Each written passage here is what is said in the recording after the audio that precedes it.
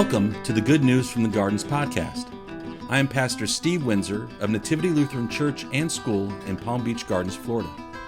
Each week, I will be sharing a message grounded in faith, hope, and love of God from our Sunday worship service right here via this podcast. I hope you consider subscribing and sharing this message with others. Thank you for listening. Now this week's biblical reading and message.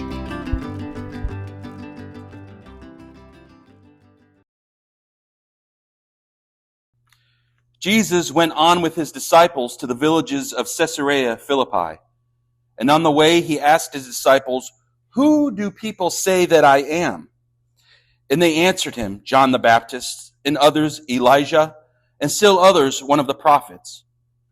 He asked them, "But who do you say that I am?" Peter answered him, "You are the Messiah."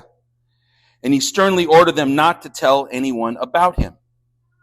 Then he began to teach them that the Son of Man must undergo great suffering and be rejected by the elders, the chief priests, and the scribes, and be killed, and after 3 days rise again. And he said all this quite openly. And Peter took him aside and began to rebuke him. But turning and looking at his disciples, he rebuked Peter and said, "Get behind me, Satan, for you are setting your mind not on divine things, but on human things." He called the crowd with his disciples and said to them, "If any want to become my followers, let them deny themselves and take up their cross and follow me. For those who want to save their life will lose it, and those who lose their life for my sake and for the sake of the gospel will save it. For what will it profit them to gain the whole world and forfeit their life? Indeed, what can they give in return for their life? Those who are ashamed of me and of my words in this adulterous and sinful generation, of them the Son of Man will also be ashamed when he comes in the glory of his Father with the holy angels." The gospel of our Lord. Language creates reality. The things that we say and we convey to one another create our living reality. The information that we choose to believe in or not matters. Both facts and truths that we choose to repeat or not matter. But at the root of everything we say is the question of whether or not it advances life. Does it promote well-being? Does it advance unity? Will what you say help to continue a conversation of understanding? Language creates reality. The things we say and convey matter. When we speak, are we speaking from a divine or a holy mindset or an earthly one?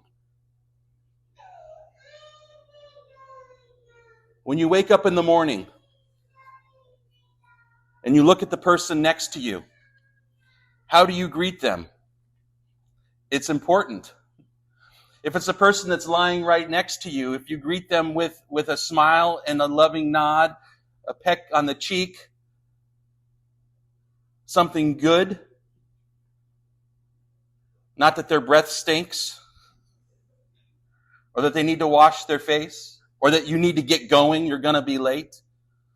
But begin the day with kind words. It creates the culture for the rest of their day. On social media, there's this young man who's a teacher. Can't be more than 20, 25 years old, 25, let's say. And he begins this day with each kid that comes into his classroom. He's down on his knees, I should say, meets every kid eye to eye, and has an affirming comment for them, telling them how smart they are. He encourages them for what they're going to learn today. He lets them know that this is what's coming today, and you're going to do a good job because I believe in you. And he does this with each and every child, all 20, 25 of them. We have all seen and heard the undressing of someone, the name calling of someone, the unproductive conversations between people. But we know that there is a better way if we but choose holy and divine speech. Language creates reality, and language is everything. So in our gospel, we hear Jesus say, "Who do people say that I am?" Jesus wants to know what his followers are hearing. What is the scuttlebutt out on the street? What is the reality of what is being said about Jesus? He wants to know. Jesus wants to know if those who he is teaching are paying attention to how his identity is being absorbed out there in the world by the masses. How are they being seen and understood as followers of him? Jesus is checking to see if his missional identity, that being sent by God, is being interpreted correctly. So they answered him. Some say John the Baptist, and others say Elijah, and still others, one of the other prophets, Jesus. The people are close. Jesus' teaching and miraculous healing have not quite added up yet for those who are a relationship removed from not just knowing of Jesus, but truly knowing Jesus. Jesus wants to know more. So he drills down on how he is being perceived. Perhaps Jesus' mistaken identity as being John the Baptist or Elijah or others is because Jesus' inner circle, his disciples, still seem to be a little bit foggy on who he is as well. So he asks them, "But I want to know, who do you say that I am? Because who you say that I am reflects on who I am. Do you know who I really am?" He wants to know what kind of language they're engaging in. To which Peter replies, "Well, you are the Messiah. You are the Messiah." Which would mean that he is telling the masses, he and the rest of the disciples, that Jesus is the Messiah, the chosen one. That they are sharing that truth. So this quiz would seem to be over. Peter has correctly named Jesus' identity. He is the anointed one, Messiah meaning anointed one. That he's not a military king of the Jews that was long awaited and expected, but he is a different kind of freedom fighter. And again, Jesus tells them to tell no one about him. And this messianic secret of not telling, it is a little bit baffling, isn't it? We have always been told to go tell it on the mountain and to share the good news. So the fact that Jesus tells his followers on more than one occasion, mums the word on who he is a little bit perplexing. Maybe at this point in Jesus' ministry, his cover being fully blown would have impeded his mission. Maybe at this point it was better that he kept everyone on their toes. A good buzz creates intrigue and curiosity. Maybe this was God's marketing plan. And when the time is right, it will all come together. This second bit of information Jesus has for his disciples is the reason for Jesus being here on earth. He is God's mission and love to the world, the one who has come to take away the sin of the world. And very openly, Jesus goes on to tell them that he must undergo great suffering, be rejected by the elders, the chief priests, and the scribes, be killed, but after 3 days, he will rise again. Well, our brother Peter is not having it. He is not having it. No, Jesus. We hear that he rebukes him. What all could Peter have said in this rebuke of Jesus? We could put a little bit of meat on those bones of rebuke and say that Peter said something to the effect of, "Jesus, you've got it all wrong. That is crazy. that you must suffer? Well, just don't offend the priests and the elders and the scribes. And why would you say such crazy and radical things, Jesus? Rise from the dead? Nonsense, Jesus. Your vision of how this movement, this mission seems doomed going forward. It's unappealing, Jesus. It is repelling. This is not how a good startup gets started, Jesus. Knowing that Jesus is an excellent listener, I bet he fully listened to Peter as Peter let him have it. We don't know how long Jesus heard Peter out, but it doesn't really matter because Jesus makes it abundantly clear that there is a clear divide between what Peter thinks and feels and what Jesus knows as the oncoming truth. The clarity of Jesus' mission and vision is front and center, and it offends and it scares. Now, Peter very likely believes that he spoke divinely. He very likely believes he has been in line with Jesus' leadership. But this truth of Jesus, sacrificial death, can become a fact very easily if he so wills it. And Peter, understandably, does not want that will to be done. So Jesus calls it as he hears it and says, "Get behind me." Calls him Satan. For he's not sending his mind on those divine things, but is sending his mind on human things, earthly things. Seems kind of harsh, seems a bit over the top.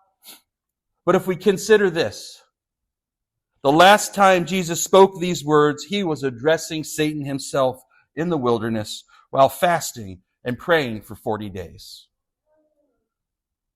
But again, Jesus is drilling down.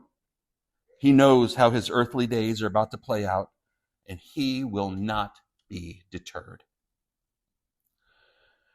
Two important points of any kind of leadership is that leaders are charged with establishing the primary purpose for why an organization or a company exists. And second, that vision needs to be specific and it needs to be measurable. Jesus knows why he exists. He knows the primary purpose for why he is here on earth. His detailed vision of how he will live into his mission is specific, and it is measurable by way of his disciples and how willing they are to speak the truth about Jesus, that he has come to take away the sins of the world by way of his death. He will suffer, he will be rejected, and he will die. And lastly, be resurrected 3 days later. That is the recipe for God's success in and through him that Peter has taken great exception to, and Jesus' exception to his reaction. But in the midst of this not understanding, there is grace. There is grace. Because Jesus does not dismiss Peter altogether. He does not tell him to leave, be gone with you. He says, "Get behind me." And what happens when Peter gets behind Jesus? He's following him now. He's looking over his shoulder. He's watching what Jesus does. He's listening to what Jesus is saying. And he's going to speak what Jesus speaks. Divine things for us earthly beings. Peter the disciple, the man who will continue to blunder his way, he will be the leader of Christ's church. A good vision will either rally or repel people. And again, Jesus drills down on the reality of his mission. And he says, if any of you want to become my followers, to get behind me, you need to deny yourself. You need to take up your cross, take up that sin, and follow me. For those who want to save their life will lose it. And those who lose their life for my sake and for the sake of the gospel will save it. Jesus invites everyone into God's mission. He invites everyone into the vision of how God's love for the world will play out. Deny yourself, take up your cross, and follow Jesus. To lose your life for his sake and the sake of the gospel is to truly gain life. It is to set your mind on divine things. We are leaders, all of us, in God's mission. Despite our stumbles and at times sharp tongues such as Peter's, Jesus calls upon us too to get behind him, along with our sin, and to move forward in grace. Who do you say that Jesus is? For if you say that Jesus is Lord, then what follows from your mouth is life-giving truths. What kind of reality do you wish to cultivate for each and every one of us to live in? How might you speak the reality of God's love for us in Jesus Christ? How might you speak the reality of the resurrection into a broken world? We begin with speaking the language of love and not judgment, the language of acceptance over tolerance, a language of inclusion and not exclusion.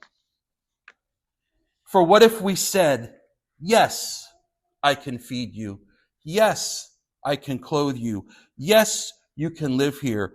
What if we practiced radical hospitality and opened our doors wide all the time?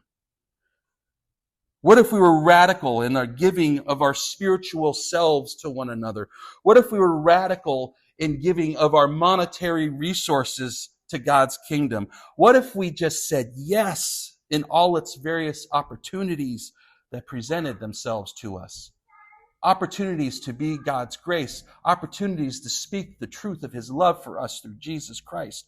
What if we spoke boldly for the one that went to the cross so boldly for us? That is divine. That is gaining life now and forever after.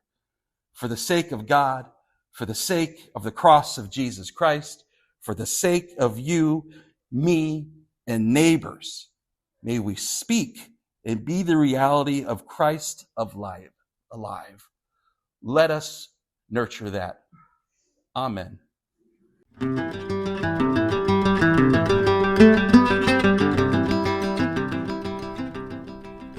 Thanks for listening. I hope this week's message has given you something life-giving to think about and given you hope that you are loved by God. To learn more about Nativity Lutheran Church and School, search PB Nativity on Facebook or visit our website at nativitylutheranpbg.com. If you would like to support this podcast or any of the ministries of Nativity, please visit our website giving page. Thanks again for tuning into this week's The Good News from the Gardens podcast. Till next week, love God and love God's people.